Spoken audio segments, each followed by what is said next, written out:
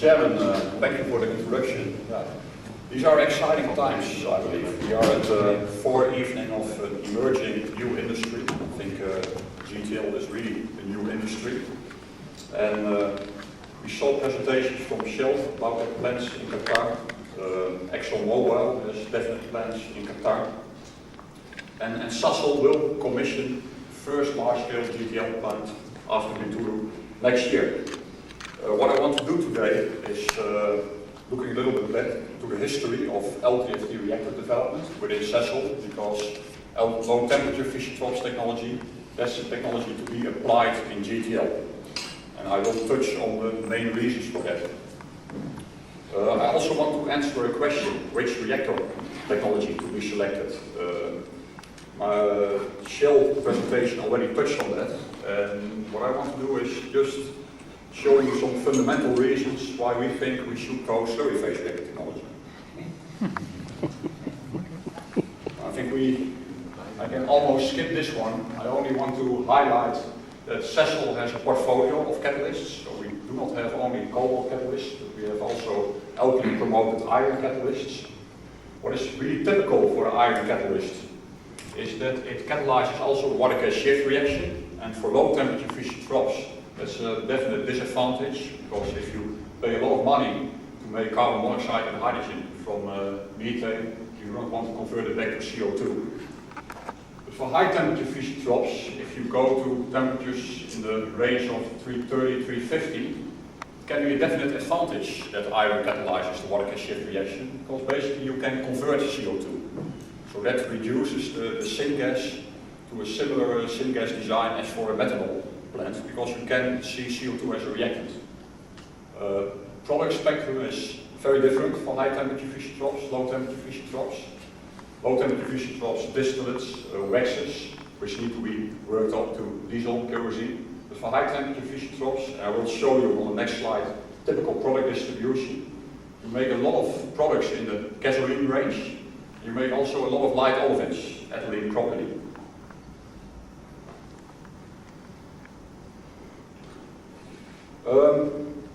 Sasol's current business, I think this is important. Sasol started the business in Sasolburg in the 1950s. Later on there was a huge expansion in Secunda. What we do in Secunda is we convert a lot of coal to synthetic fuels and chemicals by applying high temperature fission troughs. So it's basically petrol and low olefins we make in Secunda. So recently in Sasolburg we converted to natural gas, so we do not use coal there anymore as the feedstock. We pipeline natural gas from Mozambique to Sasolburg, and we are applying autothermal reforming technology to polytopsoe. It's low steam to carbon ratio, as was also highlighted in the presentation from polytopsoe on Monday. And we apply low temperature iron fission troughs. And you can argue, is that the right catalyst to combine with natural gas reforming? Obviously there's some history in it, because Sasol was always running on coal. That is not really an issue if you have some water gas shift activity in your fission trough section, because your H2CO ratio is significantly lower than starting from methane. Basically in Sasolburg we produce waxes, but also a lot of other chemicals, amongst others methanol and ammonia, because there is excess of hydrogen. Yeah. What is important, I believe, here is that these current businesses in South Africa really are the platform for the further growth initiatives. Obviously there is a lot of accumulated operational experience, and also there's a lot of experience in executing very large projects, which is important, as also told in the previous presentation. If you look at Secunda, that's close to 200,000 barrels per day equivalent production. And I believe this is far more complex than GTL, because coal gasification is definitely more complex than reforming of methane.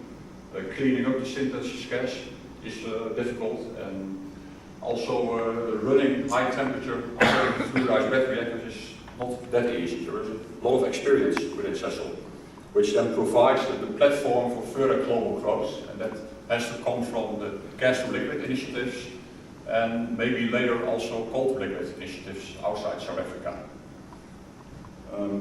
What is important to note is that with fission troughs you can establish a platform where you first produce fuels, But there is a lot of chemical potential in that Fischer-Tropsch crude. There are a lot of olefins, there are lube oils. So you can start with producing fuels, but later on you can always decide to isolate some chemicals with a very high added value, like that's happening in Secunda, where we also co-produce, for example, hexene and octene, which are co-monomers for the polymer industry with a high added value. Just in a nutshell, it's the scheme of our GTL process. We believe that the Sasol slurry phase distillate process using slurry phase reactor technology with a proprietary cobalt catalyst is an excellent process for conversion of remote and also associated gas, which is currently flared, to a high quality middle distillates, naphtha, kerosene and diesel. Currently, plans are to commission a reactor or a process in Qatar middle of 2006. It's a 34,000 barrels per day project, and I think we can definitely say that the capital we will spend there, with $25,000 per daily barrel, is quite good. It's a relatively low capital for such a, it's a large plant with relatively small scale. If you compare it with 140,000 barrels per day and 200,000 barrels per day announced projects of Exxon and Shell. Nigeria, Escafos, we are currently in an EPC phase there, and it's a plant of a similar size. What's happening there is really conversion of natural, associated natural gas, which is currently flared. So it's also very good for the environment. That will happen within the joint venture with Chevron, whereas Qatar plant is a joint venture with QP. Just a few words on Sasol's Fischer-Tropsch reactor portfolio. As you can see, you can recognize four categories here. Low temperature Fischer-Tropsch, high temperature Fischer-Tropsch. Here you use an iron catalyst. Forget about cobalt at such temperatures, then you make only methane. And iron can give you a reasonable product spectrum there. Methane selectivity of 10% and lower, which is remarkable, I believe, at such high temperatures. And you make a lot of ethylene propylene. We consider the circulating fluidized bed reactor as conventional technology. It's still operational in Moscow, and so there's still a lot of experience with this reactor. Sasol converted in the 90s to fixed fluidized bed reactors there because of clear advantages with respect to operational costs, referring to recycling of the gas especially. Look at low temperature Fischer-Tropsch. In Sasselberg there are still a few arcing reactors, multi-tubular fixed bed reactors, operational. We see that as conventional technology at that size. I'm the last person who will tell that the huge reactors which will be built by Shell in Qatar are conventional technology. I think it's a remarkable achievement to get such high single reactor capacities for multi-tubular fixed bed reactors. But we strongly believe that slurry phase reactor technology is the way to go in the future. And you should also look at the development potential of the reactors. So, if we look to advantages, disadvantages of slurry phase reactor technology relative to multi-tubular fixed bed reactor technology, I think this list will be familiar to a lot of you. It's a qualitative list of perceived advantages of slurry phase reactors and multi-tubular fixed bed reactors. What I want to do now is to go a little bit into the depth with respect to a few of these perceived advantages, disadvantages. Before doing that, a few words on radial mixing. An advantage of slurry phase reactor technology is definitely that you have good radial mixing. Radial temperature profiles are insignificant. The multi-tubular fixed bed reactor, it's important in your design that you minimize the radial temperature profiles. It's a limiting factor, I believe, in your design. Slurry phase reactor gives you the opportunity to add online catalyst and also to remove catalyst for offline regeneration, so you can continue with running your reactor. It's important, and especially in Sasselberg we found it very important using an iron catalyst, which normally has a somewhat lower lifetime than a cobalt catalyst. Straightforward scale up, that's one of the claimed advantages of multi-tubular fixed bed reactors. I think definitely true. Only this, I think it's a challenge to have a homogeneous distribution of all your catalysts over manifold tubes. You think an order of magnitude of 20, 30,000 tubes. And if you have a different packing in one of the tubes, you can have preferential flow and can give reasons, can give hotspots, runaways. So obviously it's solvable, but it's not easy, so straightforward scale up. It's questionable. Definitely an advantage is that you don't need solid liquid separation in a multi-tubular fixed bed reactor. It's a clear advantage. What I want to say here is, if you look at the impact of having that on the cost of the total reactor, that's not so significant. So really the main challenge is it's difficult. You should develop your reactor technology, your filtration technology and the catalyst hand in hand. And attrition resistance of the catalyst is very important. But once you solve that and sorted it out, it's okay. The additional costs for your reactor are not that significant. Let's now go to a few of these items in more detail.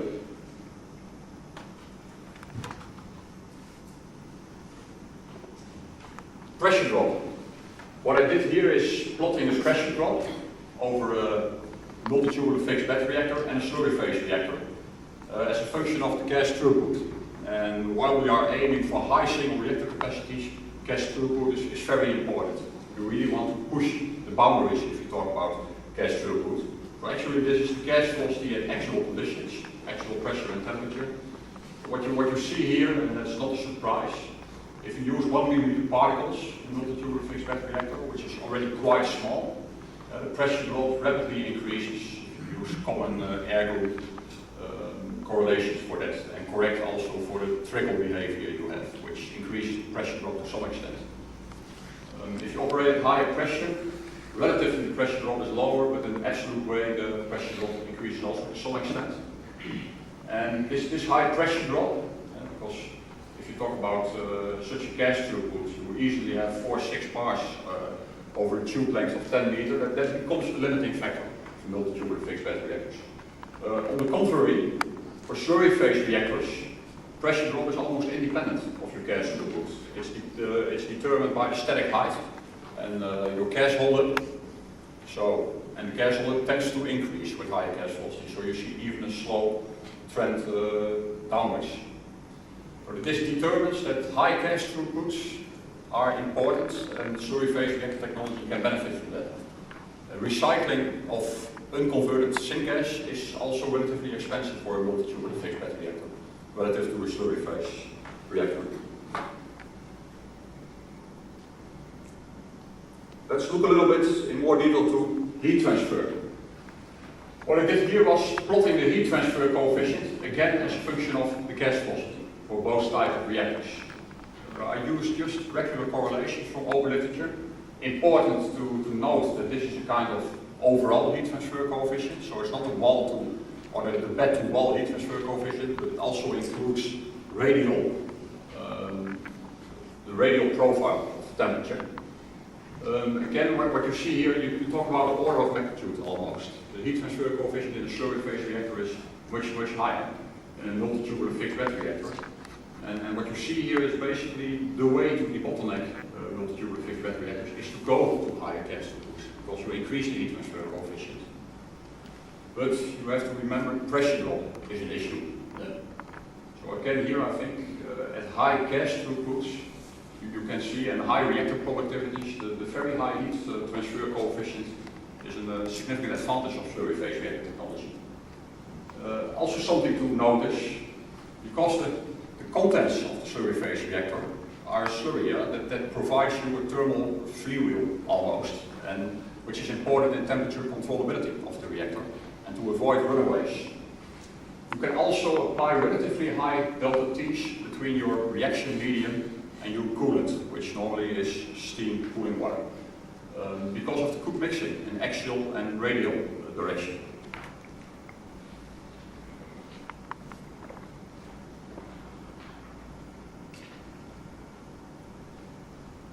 Now maybe the most important one, and that's catalyst utilization. What you see here is a graph showing the catalyst utilization degree, and that's the ratio between the real productivity of the catalyst divided by the productivity, which can happen if you operate at bulk phase conditions, as a function of different catalyst activities. And here the catalyst activity is defined by a REAF, that stands for a relative intrinsic activity factor. And I took arbitrarily a REAF of 1 for the cobalt catalyst used in a study quite some years ago by Yates and Satterfield. And they reported also kinetics for that cobalt catalyst, and I defined that catalyst to have a REAF of 1. Now what you see here, if you move, here you see the catalyst utilization degree as a function of particle diameter. So if you move to larger particles, and you move to higher catalyst activities, you really suffer from serious diffusion limitations. So your catalyst utilization is not as it can be. So this implies, for a slurry reactor technology, you can safely apply 100 micron catalysts or lower. Now, obviously you have to take account for proper filtration, so we should not go that low. But here, really at very active catalysts, you hardly have any diffusion limitations.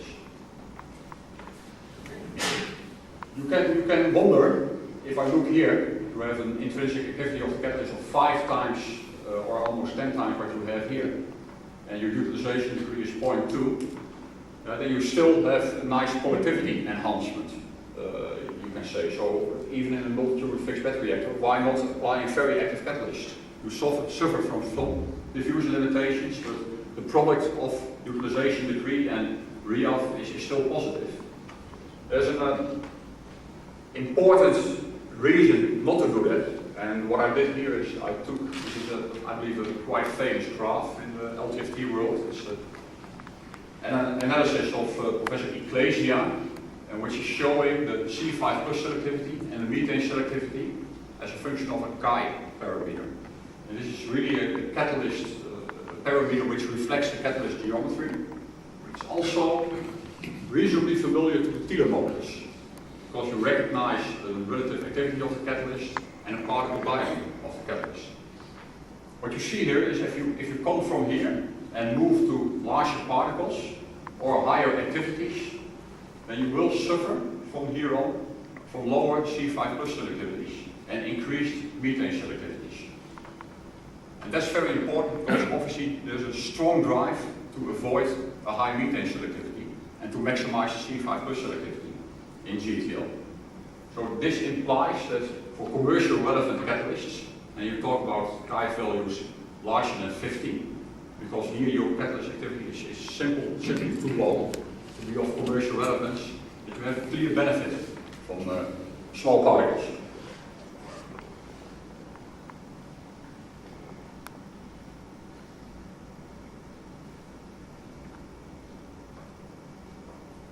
Okay, you can wonder, you don't have intra-particle mass transfer limitations in the slurry phase reactor. I think that's explained now.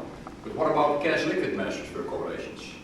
You bubble large gas bubbles through a slurry, and it seems that you can suffer from gas-liquid mass transfer limitations. I think recently, the last 5 to 10 years, there are some breakthroughs in open literature which showed that in the heterogeneous regime where we operate at very high gas velocities, the gas-liquid mass transfer is much faster than what you expected from extrapolating correlations from the homogeneous regime. What I want to do is give you an indication of to which extent gas-liquid mass transfer limitations can play a role in the design of slurry phase reactor technology. What I plotted amongst the y-axis are different parameters as a function of the intrinsic activity of the catalyst. And here you really talk about future generations of catalysts with a high activity.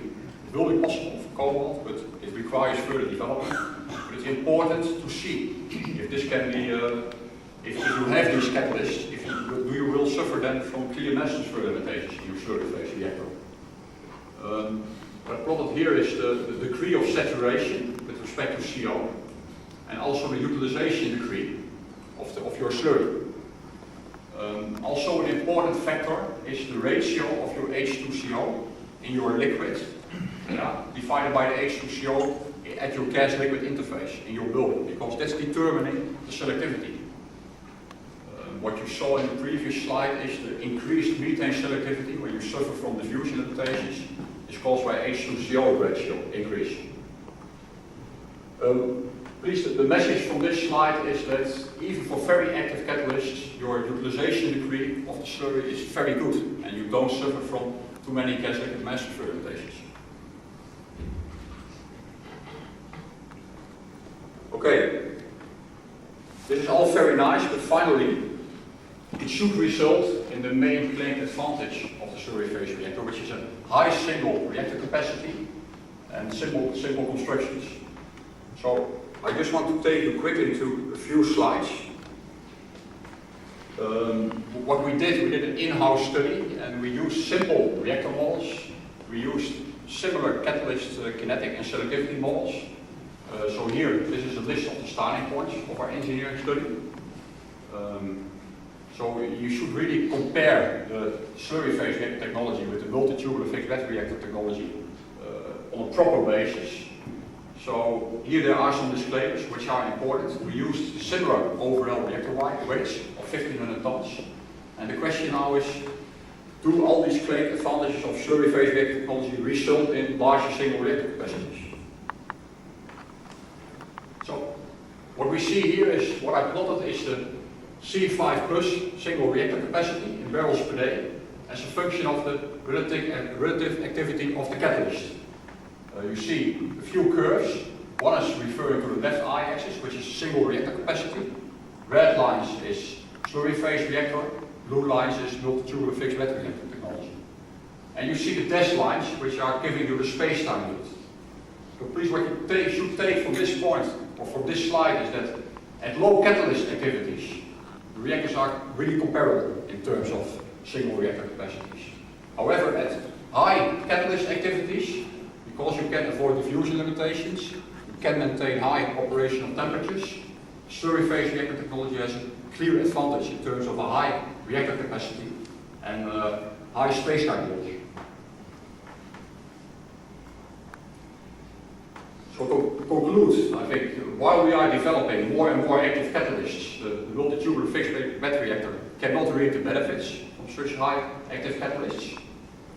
And the reason for that is that operating temperatures need to be lowered at very active catalysts, because otherwise you will suffer from excessive diffusion limitations and selectivity disadvantages and excessive temperature profiles, and temperature controllability becomes the point.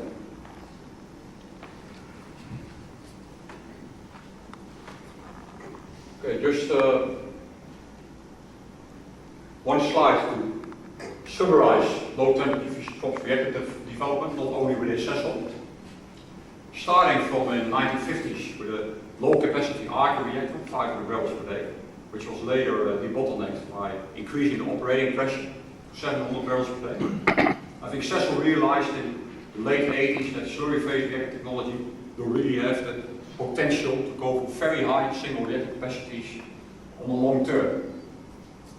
So we started to develop the technology by a demonstration unit. Meanwhile, Shell successfully started up the 3,000 barrels per day reactor in Bintulu.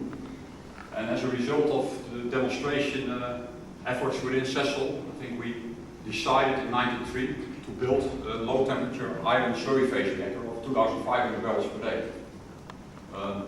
Obviously, for a large GTL project, this is far too small. So what was the challenge then is to increase the single phase reactor capacity, because in Oryx we will have 70,000 barrels per day.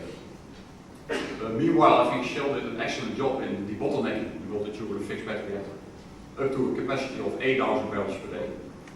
And if you look at this reactor development, basically what happened going from here to here, and also for the slurry phase reactor from 2,500 to 70,000 barrels per day, was a scale up in volume.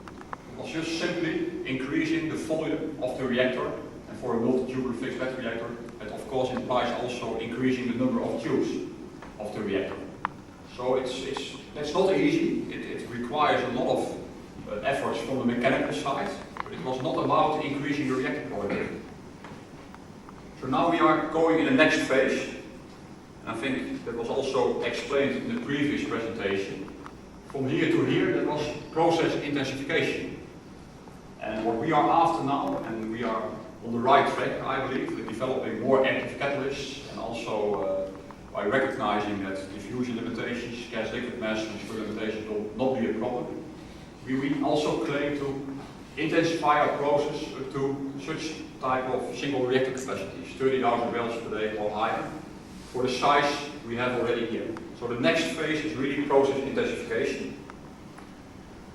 But that doesn't say that it's easy to go from 2,500 barrels per day to 70,000 barrels per day. And I want to show you a few slides before I conclude on the reactors of Oryx. What you see here is these reactors are shop manufactured, so there's very limited on-site fabrication. What you see here is the transport of the reactor from the harbor in Jetman to Qatar. And I think you will agree with me that this is a challenge on itself to transport these large reactors. That's not all. Once you are at site, and the next challenge comes up. You have to install these reactors, and the first thing to do is lift the reactors from horizontal and vertical positions. And obviously, now, here I hope to convince you that there are cranes who can lift these large reactors. But again, it's a challenge. But I think we met that challenge. And what you see here is the two reactors in vertical position, successfully installed, and they are ready now. And we hope to commission these reactors roughly half a year from now.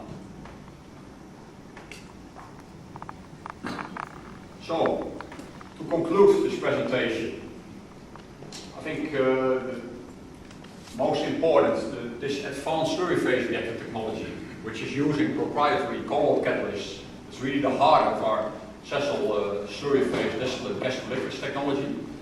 Sasol is really committed to build more of these plants, and the strategy is to have roughly 300,000 barrels per day installed diesel capacity, so excluding naphtha, by 2050.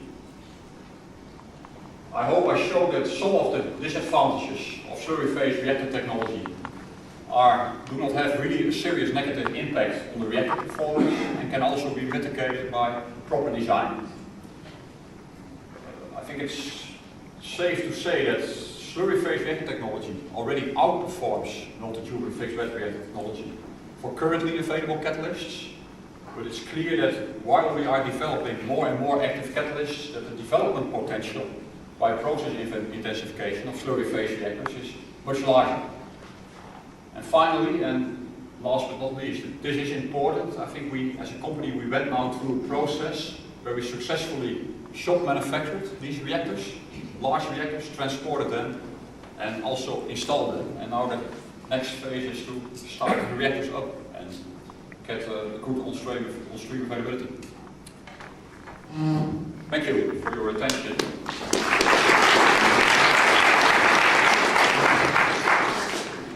Thank you, Dr. Breman. So, of course, we couldn't have a symposium like this without having Sasol explaining what they've been doing in recent years and what they will be doing.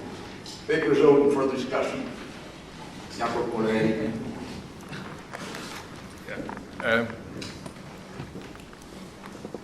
It's always very nice to compare the reactors in a little bit conceptual way. That is very interesting.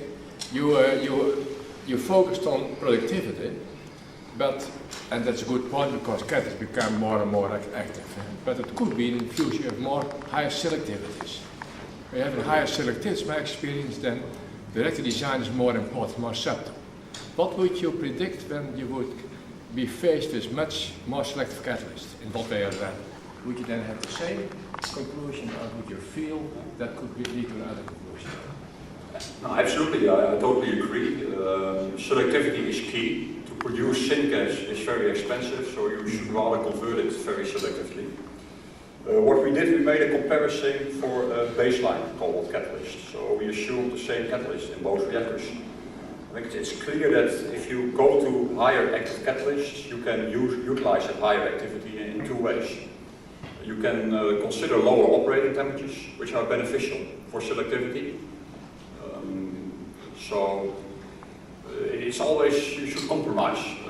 I believe that the slurry phase reactor offers similar, so not, if not better selectivities.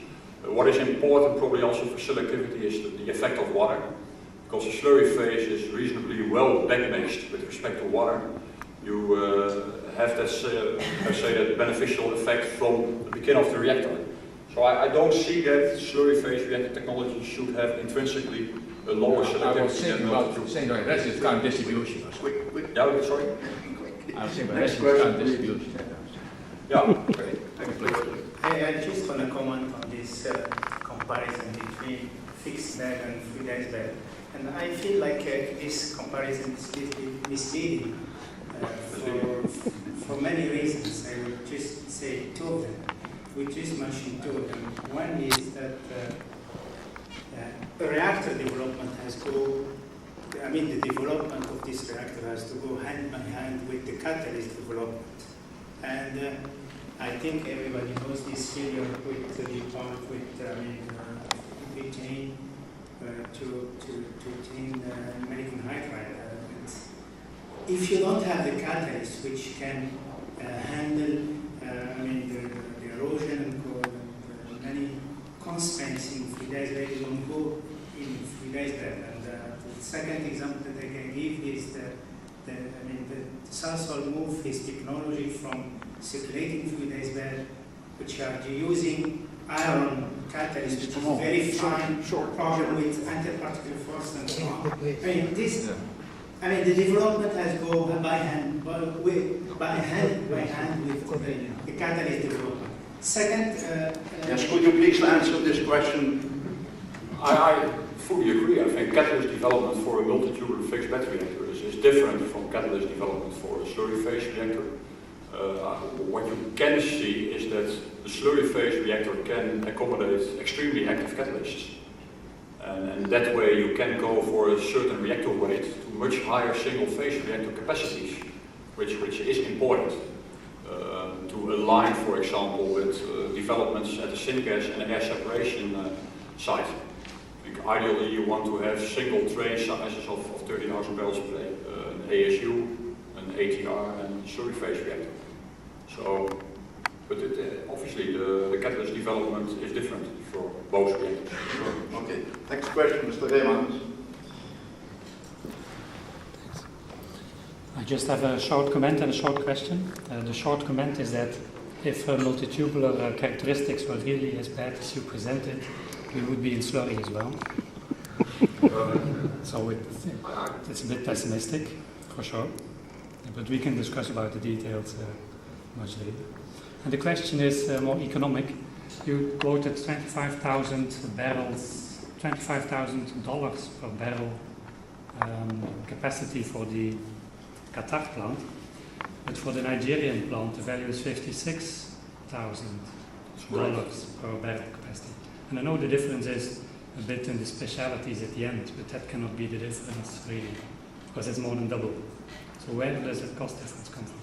Okay, first to respond on your comment, I think we... sorry? Repeat the question. Yeah, your comment was that our figures for multi-tubular fixed bed reactor technology are a little bit too pessimistic. I think if you clearly look at these graphs, you can actually pinpoint the Bintulu and the announced Pearl reactor capacities from these graphs. So I don't believe these are pessimistic. I think it's true that slurry phase reactor technology, you can go up to much higher capacities. So I do not really share that comment. Second thing was on the economics. We can discuss it outside. Further. Second question was about economics, the difference between Qatar and Nigeria. I think what you should realize that in Nigeria it's a completely different environment. So you have a lot of additional site-specific costs to make there. It's in the swamp, so it's quite a challenge. And if you talk about remote, that's really remote. Qatar is not remote. So that's a reason. The second reason is that when we started the EPC phase for Qatar, I think timing was quite favorable. Crude oil prices were still relatively low. And it was not that busy at the EPC and the contractor side. And what you typically will see now, and I think Shell is also realizing that, is that costs are going up, also at the contractor side, driven by Chinese economic growth and high crude oil prices. So you cannot really compare these two. Okay. Another question? Yes? Among the advantages of the Sasol reactor, you mentioned the online catalyst removal for regeneration. Could you comment on the regeneration you need? But I can comment on it, but that will highly depend on the activation characteristics of your catalyst, whether you will consider regeneration on site, or whether you will consider, we had a presentation yesterday, just recycling of the spent catalyst and recovering the precious metals from that. But you have the opportunity to unload and reload fresh catalysts online. Any other question? If not, let's thank